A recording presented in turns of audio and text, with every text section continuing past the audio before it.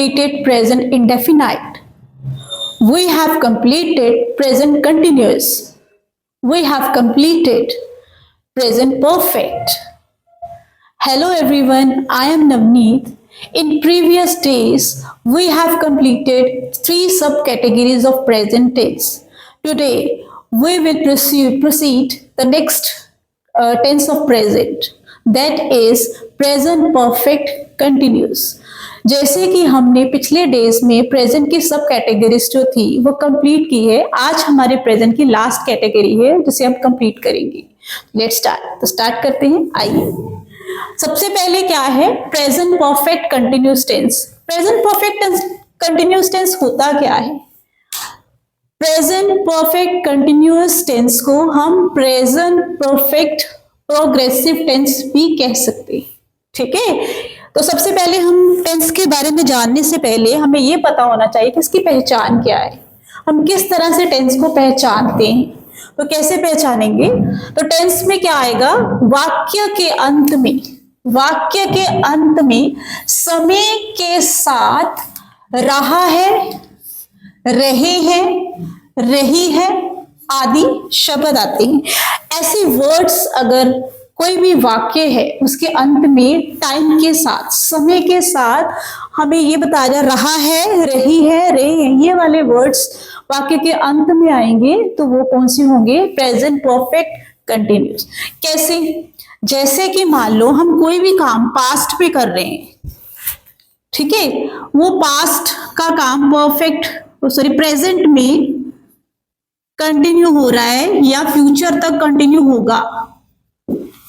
ये जो time period है जो पास्ट से चलता आ रहा है, ठीक है, और जो फ्यूचर तक कंटिन्यू होगा या प्रेजेंट में जो हो रहा है, वो टेंस उस टेंस, इस तरह के टेंस को जो पास्ट से कोई काम हो रहा है, कोई कार्य हो रहा है और वो प्रेजेंट तक चल रहा है, इवन प्रेजेंट में भी हो रहा है और इवन प्रेडिक्शन है कि फ्यूचर में भी होगा, तो ऐसे टेंस को कहा जाता है present perfect continuous tense. Next है मेथड. क्या है इसका? रूल्स क्या है? जैसे कि आपको पता है कि सब्जेक्ट है, सब्जेक्ट के साथ हम हेल्पिंग वर्ब यूज करते हैं, उसके साथ हमारी मेन वर्ब यूज होती है, साथ ही में उसके ऑब्जेक्ट यूज होता है. तो हम क्या करेंगे, जैसे कि मैंने आपको पहले बताया था परफेक्ट टेंस में क्या आएगा, हैज है, हमने पीछे भी किया था. यहाँ पे क्या आता है, हैज बीन, सब्जेक्ट के साथ हैज बीन या फिर हैव बीन, उसके साथ हमारा लगता है वर्ब की फर्स्ट फॉर्म के साथ आईएनजी, साथ में हमारा आएगा ऑब्जेक्ट. ठीक है, ऑब्जेक्ट के बाद हमारा क्या आएगा, सिंस एंड फॉर. यहां पे हमने सिंस एंड फॉर ऐड करना है और साथ में क्या ऐड करना है, टाइम. जो भी हमारे सेंटेंस में टाइम दिया होगा वो हमने यहाँ पे ऐड करना है. ठीक है, सबसे पहले हमें ये पता होना चाहिए हैज बीन और हैव बीन कहाँ यूज होता है. Where we use has been and have been. We use has been with the singular and we use have been in with the plural. Okay, तो हैज बीन का use हम जो है हम singular के साथ करते हैं और हैव बीन का यूज जो है वो हम प्लूरल के साथ करते हैं. ठीक है, सब्जेक्ट प्लस हैज बीन और हैव बीन प्लस वर्ब की फर्स्ट फॉर्म के साथ we will use ING and then we will use object. उसके बाद आएगा सिंस एंड फॉर. सिंस कहाँ पे यूज होता है एंड फॉर कहाँ पे यूज होता है? सिंस यूज होता है with the point of time. We will use since with the point of time. और फॉर यूज होता है पीरियड ऑफ टाइम. सबसे पहले आपको ये पता होना चाहिए कि पॉइंट ऑफ टाइम होता क्या है, पीरियड ऑफ टाइम क्या होता है. पॉइंट ऑफ टाइम होता है जब हमें एक्यूरेट टाइम पता. फॉर एग्जाम्पल जैसे मान लो मंडे, हमें पता है कि मंडे को ये काम करना है. ठीक है, जैसे फॉर एग्जाम्पल 1942, हमें पता है कोई भी चीज है वो 1942 को हुई है. ठीक है, तो जो टाइम पूरा इशारा करती है उस टाइम के बारे में पता होता है, उसके साथ हम सिंस यूज करेंगे. फॉर हम यूज करेंगे period of time. For example 2 hours, 2 घंटे. हमें नहीं पता कि वो 2 घंटे जो हैं, वो 2 आवर्स जो हैं, वो कब के, मॉर्निंग के हैं, इवनिंग के हैं, नाइट के हैं, आफ्टरनून के। तो ऐसे वाले जो वर्ड्स हैं, ऐसा वाला जो टाइम है, उसके साथ हम यूज करेंगे फॉर। ओके, तो since we will use with the point of time and for we will use with the period of time. अब आपको ये चीज समझ आ गई हो गई। नेक्स्ट हो गया एफर्मेटिव। हमने जैसे पढ़ा था टेंसेस के, सेंटेंसेस की सब कैटेगरीज होती हैं। सबसे पहले आएगा affirmative sentence. For example, Ram सुबह से फुटबॉल खेल रहा है। अब देखो, वो फुटबॉल खेल रहा है, साथ में क्या दिया, टाइम दिया है। कब से खेल रहा है, सुबह से। ठीक है, हमें पता है कि सुबह से वो खेल रहा है, ये हमें टाइम पता है। तो इसमें सब्जेक्ट क्या आएगा, राम। तो क्या लिखेंगे हम, Ram. Ram is a singular, then we will use has been. Okay, अब क्या कर रहा है, खेल रहा है। खेलना क्या होता है, play. We will use verb की first form with ING, playing.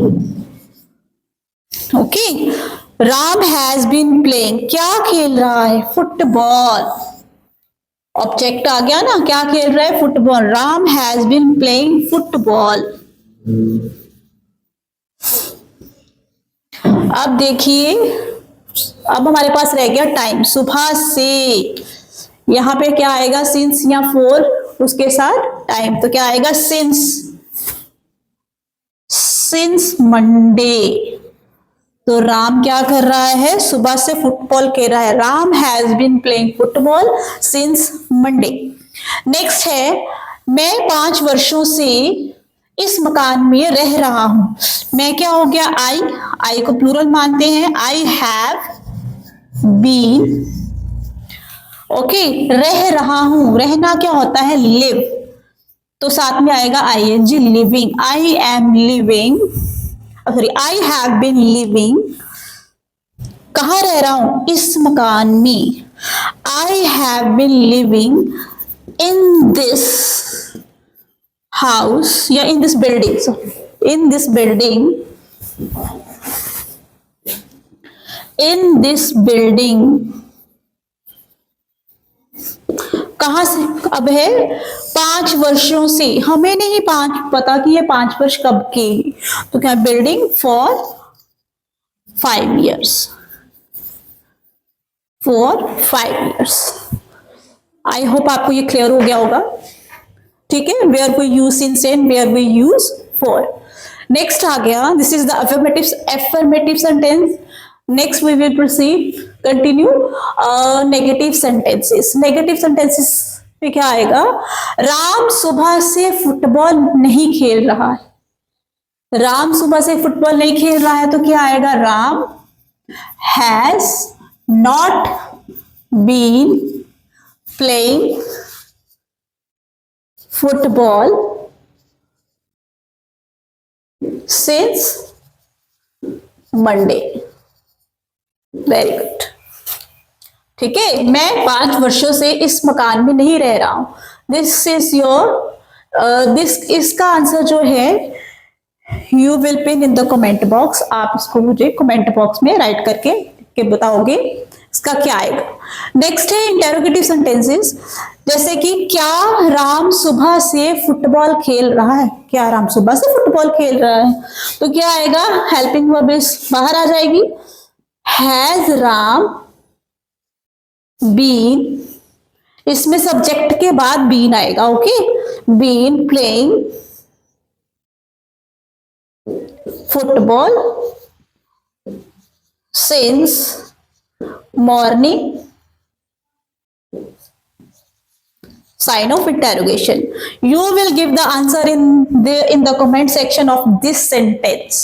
Okay, give the answer in the comment box. Next है नेगेटिव इंटेरोगेटिव। क्या राम सुबह से फुटबॉल नहीं खेल रहा है। इसमें क्या आएगा, has Ram not been playing football since morning. ठीक है, you will give this answer again in the comment box. आपने नंबर 1, नंबर 2, नंबर 3 इन तीनों के answers you will give in the comment box, ताकि मुझे भी पता चले कि हाउ आपने कितना सीखा है। नेक्स्ट है, चलो हम दोबारा से इसको थोड़ा सा रिकैपिटुलेट कर लेते हैं। हमने क्या पढ़ा है आज? प्रेजेंट परफेक्ट कंटिन्यूअस टेंस क्या होता है? ये action started in the past and recently stop, वो एक्शंस जो पास्ट से स्टार्ट होते हुए रिसेंटली अभी स्टॉप हुए। ओके, या फिर action started in the past and still continuing, कोई भी एक्शन जो पास्ट से स्टार्ट होता है आ रहा है और स्टिल कंटिन्यू हो रहा है, ऐसे सेंटेंसेस जो होते हैं वो क्या होते हैं? Present perfect continuous tense. I hope कि आपको इस टेंस का जो भी पार्ट है, जो भी सेंटेंस फॉर्मेशन है वो क्लियर हो गया होगा। आपको पता चल गया होगा सिंस कहाँ पे यूज करते हैं, फॉर कहाँ पे यूज करते हैं, हैज बीन, हैव बीन कहाँ पे यूज किया जाता है। Please give the answers of these interrogative sentence and interrogative negative sentence in the comment box. I hope this topic will be very clear to you. Thank you.